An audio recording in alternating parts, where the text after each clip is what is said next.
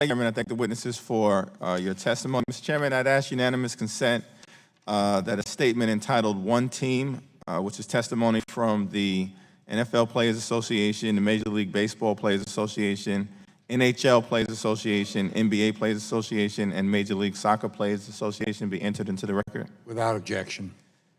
Thank you, Mr. Chairman.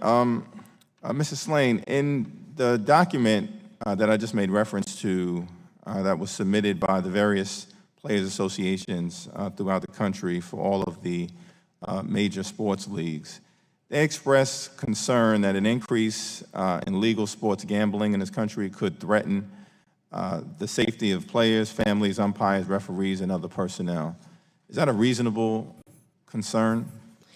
Thank you for the question. We have spoken to all the players' associations, unions.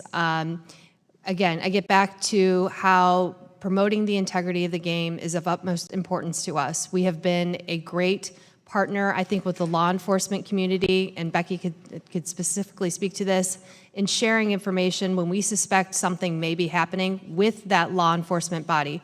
There was a proposal at one point in time that the leagues have access to this information directly. That is not how it's traditionally worked. We have no problem handing over information to our gaming regulator and or a law enforcement agency if we suspect something. We do not view the role of sanctioning players as something that the gaming industry should be involved in. So, Mrs. Moore, speaking from the perspective of the NFL, is it fair to say, as is set forth in this joint statement, that players and families have already been subject to threats and physical assault by fans and game attendees? That is fair, yes, sir. And is it fair to say that it's no secret where family members sit during games or where players and their families live, where their children go to school? I believe that is fair to say, yes, sir.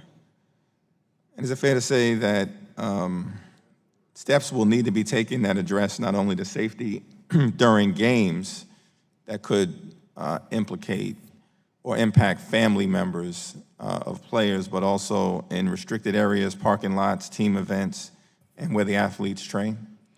Yes, sir, and if I could just expand upon that, this is why the National Football League is focused on protecting the integrity. It's not just the integrity during the game and making sure that the public has confidence, but it's also in protecting all personnel, whether it's from, unscrupulous actors, or if a bet happens and someone is upset about a bet that happens and wants to take a certain action, we have to be sure that that protection extends beyond the game, and that includes to all league personnel. And do you think these safety concerns that I think have been articulated that you and others perhaps agree are accurate and troublesome in the context of what we're exploring should be taken into consideration as Congress or various state legislative bodies consider what to do in this space? We do, and again, I think that this is yet another reason why federal framework is necessary, and we believe that federal framework should provide a seat at the table for leagues and stakeholders relative to all of these issues. And Mr. Burnell, do you want to add to this discussion? Only just that your question leads to the bigger question is, who are we doing sports gambling for? Right? There's no grassroots movement for commercialized sports gambling in America. If I want to, my barber cuts my hair and I place a $10 wager on the Patriots, or is it social gambling? Who are we doing this for? Okay, it's not being done to benefit the players. It's not being done to benefit ordinary Americans. It's being done to benefit some powerful media companies, professional sports team owners, and especially gambling interests in this country. Mrs. Harris, is it fair to say that there are certain types of bets, for instance, wagers on individual events or actions that occur during the actual game, that are more susceptible to match-fixing efforts and therefore would be a source of concern for us in this body to take under consideration? Or do you think that sort of all wagers are effectively the same? So I think there's an assumption that there's a variety of exotic wagers that are offered that are not offered.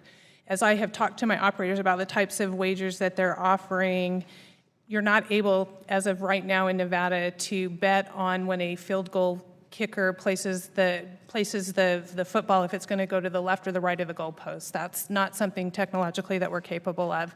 If there's going to be an in-play wager, it's going to be what's the score and outcome at the end of the first quarter or first half or the last drive. And so I would argue that in a strictly regulated sports betting market, there's not a specific bet type that drives illegal market or is more susceptible to some kind of impropriety.